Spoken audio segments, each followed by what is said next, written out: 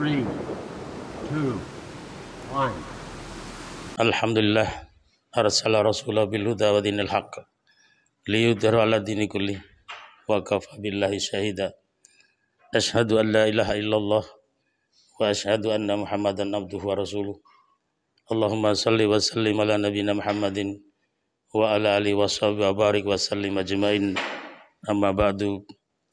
Jamaah salat subuh rahimakumullah. Segala puji bagi Allah. Pada hari ini kita masih senantiasa berada di dalam lindungan, bimbingan, dan naungannya, sehingga kita dapat menunaikan amal ibadah sebagai wujud konsekuensi kita diciptakannya manusia oleh Allah Subhanahu wa Ta'ala. Salawat serta salam semoga senantiasa Allah limpahkan kepada uswah hasanah kita, Muhammad sallallahu alaihi wasallam, yang telah membawa kita dari alam kekufuran menuju ke alam keimanan. Selanjutnya marilah kita senantiasa berupaya meningkatkan takwa kita kepada Allah Subhanahu wa Ta'ala, takwa yang sebenar-benarnya, dan janganlah sekali-kali kita mati kecuali kita dalam keadaan muslim. Jamaah salat subuh rahimakumullah. Tanpa terasa hari ini kita sudah berada di bulan November. Besok adalah tanggal 10 November 2023. Bangsa Indonesia memperingati Hari Pahlawan Nasional yang telah gigih dan berkorban untuk nusa dan bangsa dalam pertahankan kemerdekaan bangsa. Bahkan instruksi pemerintah mulai hari ini 2 hari kita memasang bendera merah putih. Jamaah salat subuh, untuk itulah kita ingin mengenal salah satu tokoh dalam Hari Pahlawan Nasional. Itu adalah sosok Jenderal Sudirman yang dipilih sebagai Panglima Besar Tentara Keamanan Rakyat atau TKR. Kami ambil topik atau tema Jimat Pak Dirman. Jamaah salat subuh rahimakumullah. Sudirman sedang sakit. Namun ketika mengetahui agresi Belanda, dia bangkit mengadakan perlawanan. Soekarno mencegah karena melihat kondisi Sudirman yang sakit. Hebatnya, semangat Sudirman melawan agresi Belanda tidak bisa dicegah. Bahkan beliau menyatakan dengan semangat bahwa TNI akan timbul tenggelam bersama negara, mempertahankan kemerdekaan dan kedaulatan RI sampai titik darah penghabisan. Jamaah salat subuh rahimakumullah. Peristiwa bersejarah yang sangat penting ini pernah dipentaskan dalam bentuk sosiodrama dalam perayaan HUT ke-72 TNI pada bulan Oktober 2017 di Cilegon, Banten. Pertunjukan itu sangat memukau yang hadir, termasuk Presiden Joko Widodo, Panglima ABRI, dan para kepala staf angkatan. Peran Jenderal Besar Sudirman dimainkan oleh cucu beliau sendiri, yaitu Danang Priambodo Sudirman. Jamaah salat subuh rahimakumullah. Pada tanggal 25 Desember 1948, pasukan Jenderal Sudirman tiba di Kediri.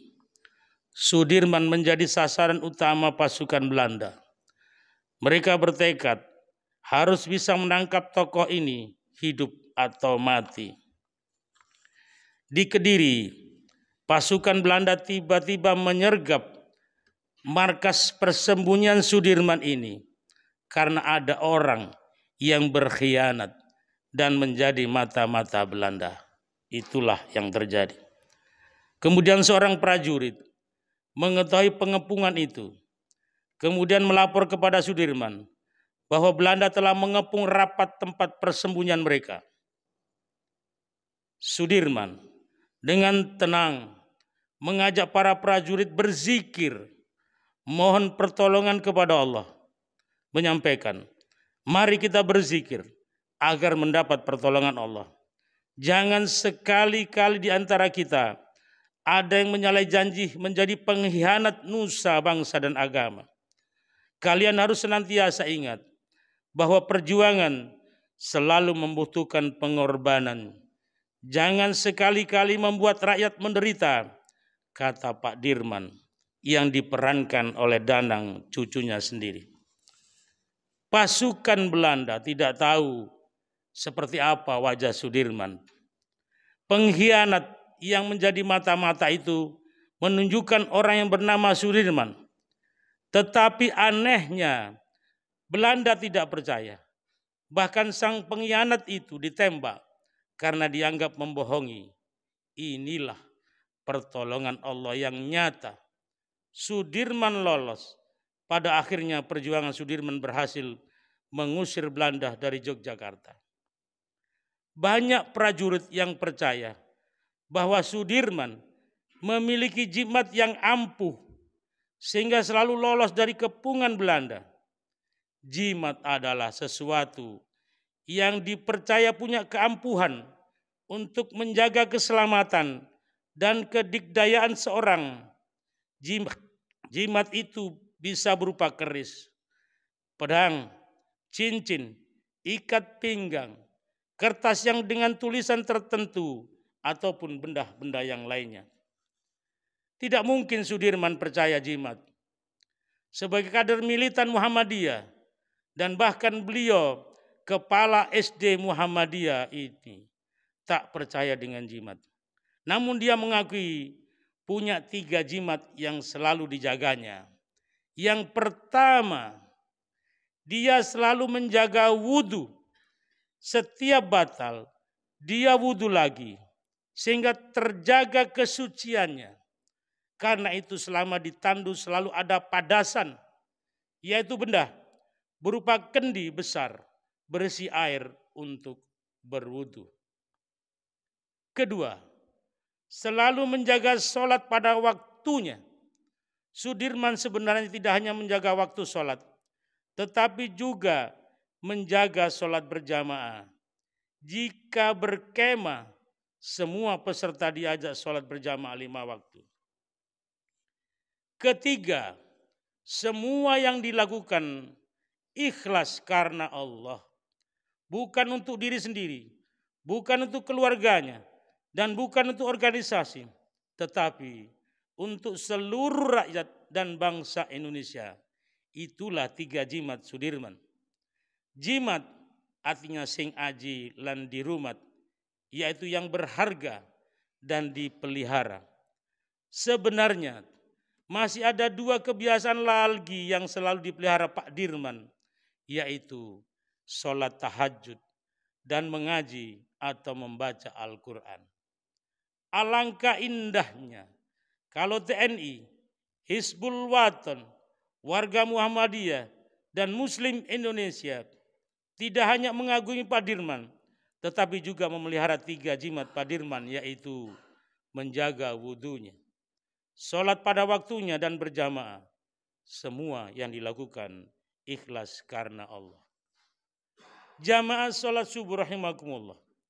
Dalam buku Jenderal Sudirman, pemimpin pandu HW Hizbul Wathan yang disusun HW Jawa Timur pada tahun 2003, diceritakan suatu hari Sudirman remaja yang belum berusia 20 tahun membawa anggota HW yang remaja antara 16 sampai 17 tahun berkemah di Batur, Pegunungan Dieng, Jawa Tengah.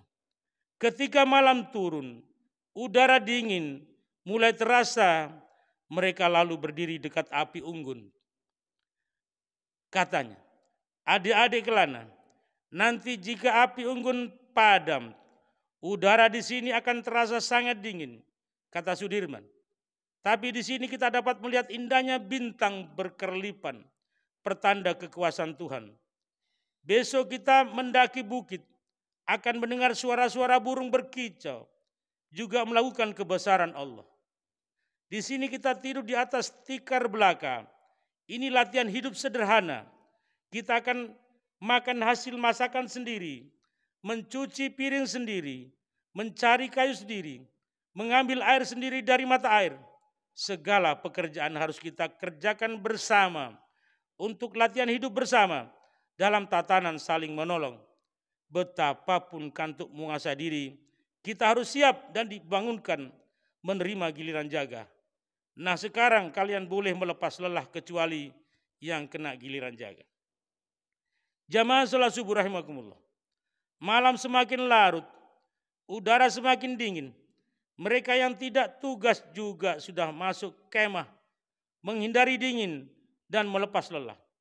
Seorang anggota HW tengah malam mendatangi tenda Sudirman. Katanya, Mas Dirman, tidak tidur di tenda kami saja yang lebih hangat. Karena tenda Sudirman memang lebih tipis dan sederhana. Pasti dingin, yang tebal diberikan ke yang lainnya. Kata Sudirman, terima kasih, biar di sini saja. Selamat tidur, jawab Sudirman. Iya Sudirman, tidak tidur karena dingin. Lalu dibukanya ransel dan dikeluarkannya Al-Quran. Ia melawan dingin dengan mengaji. Ya, itulah Sudirman. Melawan dingin dengan membaca Al-Quran.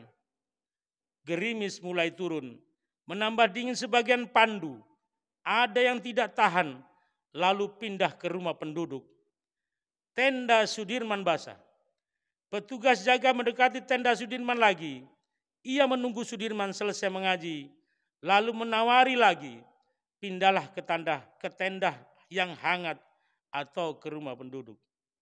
Katanya, biarlah aku tetap di sini. Ini latihan dik. Belakang hari boleh jadi kita akan menghadapi penderitaan yang lebih berat daripada rasa dingin ini. Selamat berjaga, kata jawab Sudirman. Setelah hujan reda, Sudirman menyeliputkan baju hangat di pundaknya. Lalu ia bersiap-siap sholat tahajud. Selesai tahajud, tanda-tanda pagi mulai nampak. Ia lalu membunyikan peluit, membangunkan yang tidur. Mereka segera berkumpul, lalu mengambil air wudhu untuk siap-siap sholat jamaah subuh. Setiap berkemah atau jambore, Sudirman sangat mengutamakan untuk sholat berjamaah. Jamaah sholat subuh rahimakumullah. Di belakang hari yang dikatakan Sudirman menjadi kenyataan, ujian ketabahan yang harus dihadapi Sudirman jauh lebih berat daripada menahan dingin ketika latihan di Pandu HW. Pada masa muda, dia tetap memimpin bergerilya dengan pasukannya ketika paru-parunya penyakitnya semakin berat. Jamaah sholat subuh rahimakumullah.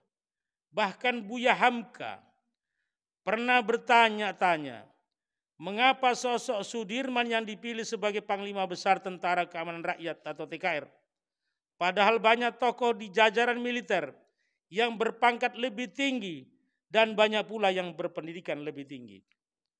Namun setelah Hamka bertemu Sudirman, Hamka langsung takjub dan terkesan.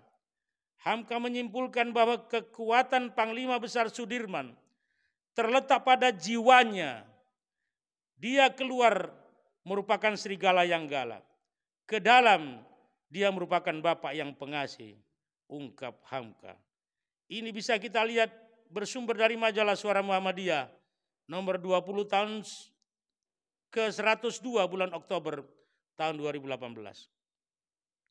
Jamaah sholat subuh rahimakumullah. Pada mulanya, Panglima tertinggi TKR yang ditetapkan adalah Supriyadi.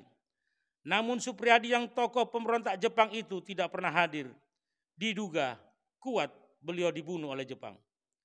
Dalam situasi perang melawan sekutu, TKR mengadakan rapat. Atas gagasan Jenderal Urip Sumuharjo, perlu diadakan pengisian pimpinan tertinggi TKR. Namun hanya 2 kandidat yang dicalonkan, yaitu Urip Sumuharjo dan Sudirman. Dalam rapat TKR, Urip Sumuharjo menyampaikan visi dan misinya. Demikian juga Sudirman. Urip Sumoharjo adalah tentara pemikir. Sedangkan Sudirman adalah seorang guru dan mubalik yang sering mengisi pengajian di Jamaah Muhammadiyah. Maka uraiannya mudah dipahami oleh peserta rapat. Saat itu Sudirman juga sangat populer karena keterlibatannya memimpin perang melawan sekutu di Ambarawa, Semarang, dan Magelang. Setelah musyawarah yang alot, akhirnya Sudirman terpilih sebagai Panglima Besar TKR. Meskipun pangkatnya lebih rendah daripada Urip. Setelah terpilih, Sudirman secara spontan mengatakan, saya telah berbuat kesalahan karena bersedia dicalonkan. Dia menyatakan bersedia mundur jika ada di antara peserta rapat yang siap menempati posisinya. Tapi Urip Sumoharjo langsung menyalami Sudirman dengan jabatan yang erat, pertanda dukungannya yang bulat kepada Sudirman. Pak Sudirman tidak segera dilantik. Haji Muhammad Mawardi, kawan dekat Sudirman di HW, bercerita kepada Mukhlas Abror, penulis kisah ini, bahwa setelah pemerintah menetapkan Sudirman sebagai Panglima Besar TKR, Sudirman minta waktu untuk berpikir karena sebagai kader Muhammadiyah yang setia, dia menghadap pimpinan besar Muhammadiyah untuk konsultasi, minta nasihat, itu tulis Mukhlas. Pimpinan besar Muhammadiyah kemudian mengadakan rapat kilat untuk membahas permintaan Sudirman. Hasil rapatnya menganjurkan kepada Sudirman untuk menerima jabatan itu sebagai amanah dan melaksanakan amanah itu dengan baik. Setelah konsultasi dengan Muhammadiyah, barulah Sudirman menyatakan bersedia menjadi Panglima Besar. Yang menarik, setelah menjadi jenderal dan Panglima Besar, Sudirman tetap rajin menghadiri pengajian setiap Senin malam untuk menambah ilmu bersama warga Muhammadiyah sebagai pandangan atau kadang sebagai pengisi materi. Suparjo Rustam, ajudan Sudirman, mengatakan setelah pengajian selesai, Sudirman tidak segera pulang, tetapi mampir dulu di Masjid Gede Kauman untuk sholat lail. Itulah Sudirman, putra Muhammadiyah yang ketika paru-parunya tinggal satu, tetap memimpin perang gerilya, naik dan turun gunung dengan ditandu. Yang ketiga sudah menjadi panglima tentara, tetap rajin sholat malam.